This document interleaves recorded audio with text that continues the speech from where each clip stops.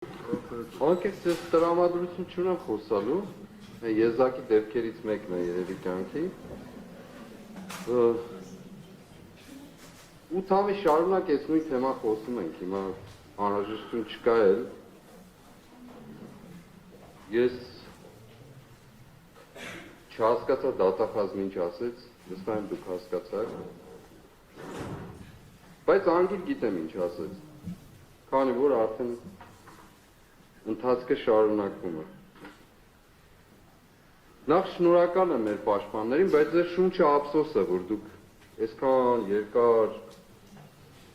խոսում եք, ներդնում եք, դրա կարիքը կարծում եմ չկա։ Դուք էլ շատ լավ գիտեք, որ չկա, ես էլ գիտեմ, որ չկա։ Երկրորդ ասեմ, որ ինձ ոչ մեկ ազատությունից ոչ զրկել է, ոչ էլ կարող է զրկել։ Որովհետև ոչ իմ կյանքն է ձեր իշխանության ներքո, ոչ էլ իմ ազատությունը։ Կարծում ունիմ, թե կալանավայրում լուսամուտի որ կողմից եք նայում։ Ով է ավելի կալանավորված և ով է գտնվում ազատության մեջ։ Ես, որ հոգով ապրում եմ ազատության բոլոր սահմանները, թե դուք, որ ստիպված կալանավորված եք, ով է ավելի կալանավորված և ով ումպտի ազատություն տա։ Հետևաբար ես կխնդրեմ ասելու, որ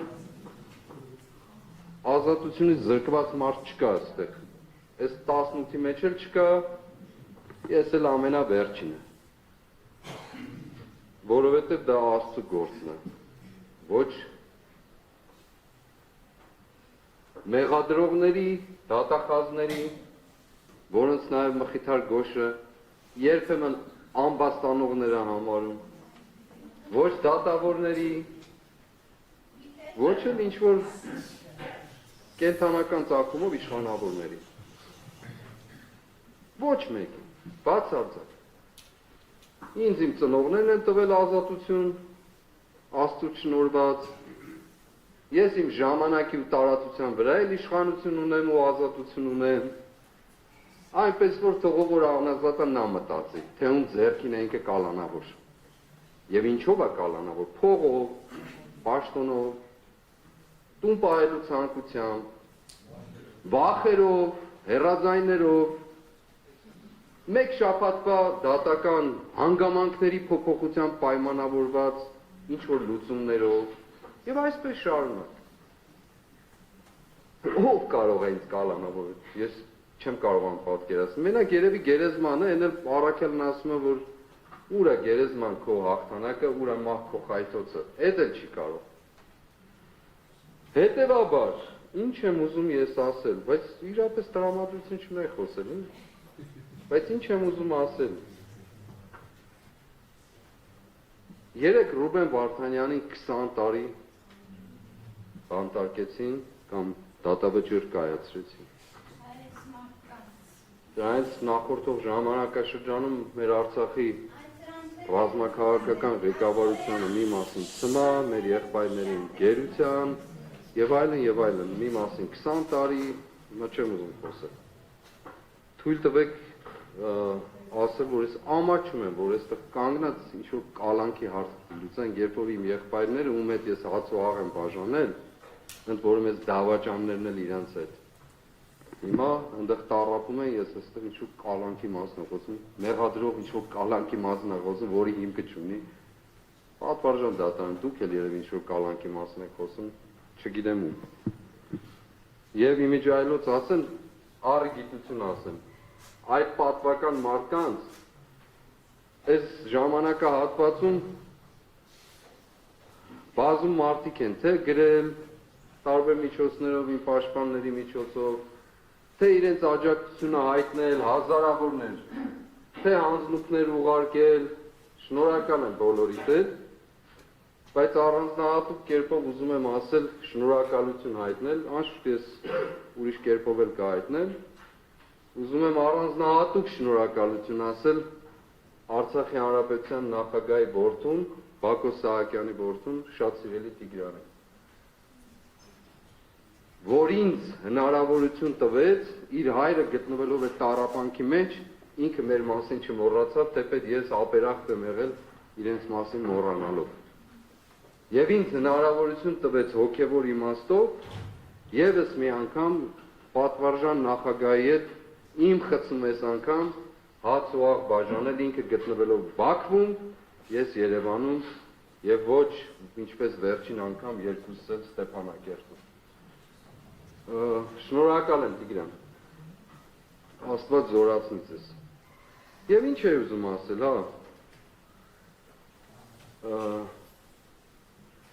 Ես ոչ ինձ համար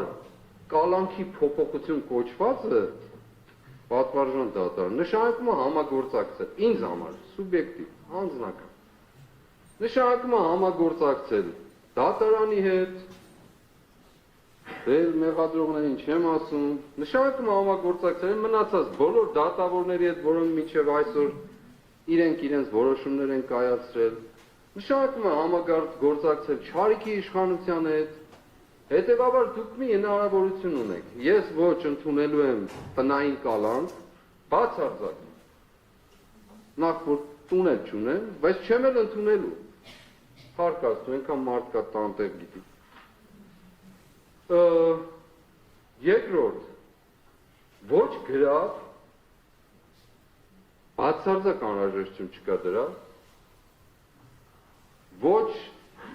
ինչ էիք ասում, էլեկտրոնային սարք, դնչկապը, ոտնակապը եւ այլն,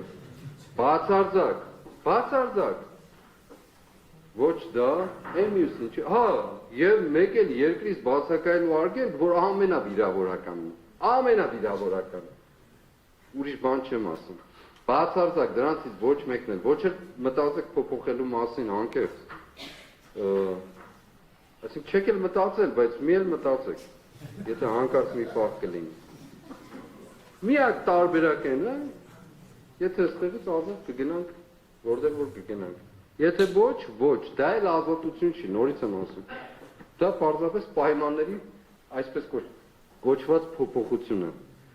Եվ այո, ուզում եմ խոսքս ամփոփել, պակաս բան թողեցի, չեմ կարծում։ Ուզում եմ խոսքս ամփոփել վերստին Փառք Աստծուց բոլոր օրերի ու ժամերի համար, փառք Աստծու, որ լիքը մարդ նորից վերստին ապրում է, այդ խանդավառության տեսիլքով, մեր, ինչպես ասել են,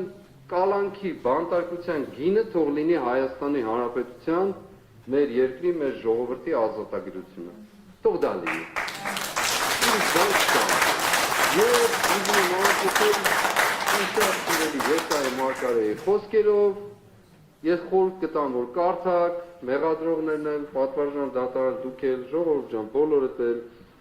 շատ լավ բան է, ամեն մեկի հայելին է,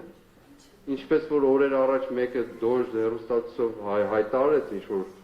բաների մասին, ինձ թվաց իրենց տանը հայելի կար, երևի նայել է, որոշել է, որ այդպես պիտի լինի։ Ուրեմն, Տերը ինձ օգնական է եղել, Եվ դրա համար էլ ամոթ ոչ զգացել եմ, ոչ էլ կզգամ։ Եվ իմ երեսը կարծր քարի պես եմ դարձրել, եւ գիտեմ, որ չեմ էլ ամաչելու, քանի որ մոտ է նա, ով արդարացնելու է ինձ։ Ով է նա, որ դատելու է ինձ, ահա Տերն է ինձ օգնական։ Եվ ով է, որ չարչարելու է ինձ, ահա դուք ամենքդ, որ վառված եք հրով, Պիտի պարտվեք բոցից ու պիտի բորբոքվեք բոցով եւ դա իմ պատճառով պիտի լինի եւ դուք հանգիստ եք լինի